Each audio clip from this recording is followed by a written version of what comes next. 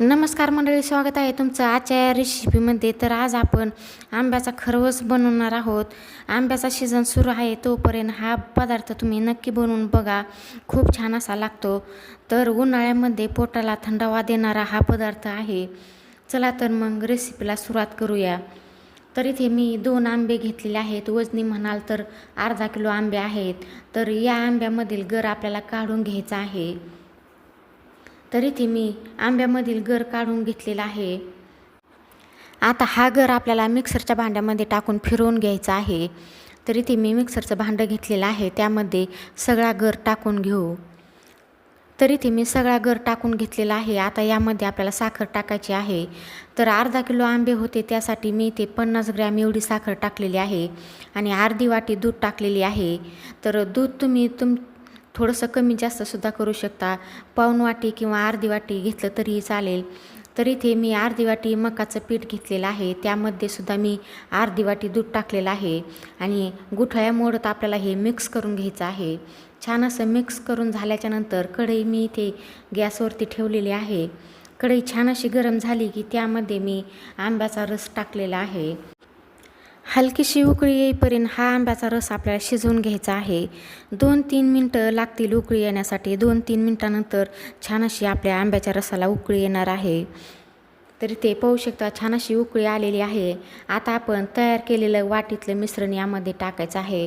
जे आपण मकाचं पीठ आणि थोडंसं दूध टाकून मिश्रण तयार केलेलं होतं, ते मिश्रण आपल्याला यामध्ये टाकून सारखं ढवळत राहायचं आहे, जेणेकरून यामध्ये गुठळ्या होणार नाहीत. तर मिश्रण टाकल्यानंतर इथे कलर थोडासा आपला पांढरा दिसत आहे, पण जसं मिश्रण हे शिजत जाईल तसं कलर छान असा आपल्या मिश्रणाला येणार आहे. तर इथे पाहू शकता छान असा कलर दिसत आहे. सारखं ढवळत आपल्याला घट्ट होईपर्यंत हे मिश्रण शिजवून घ्यायचं आहे. तर इथे पाहू शकता छान असं घट्ट मिश्रण झालेलं आहे. अजून आपण 1 ते 2 मिनिट हे मिश्रण शिजवून घेऊ.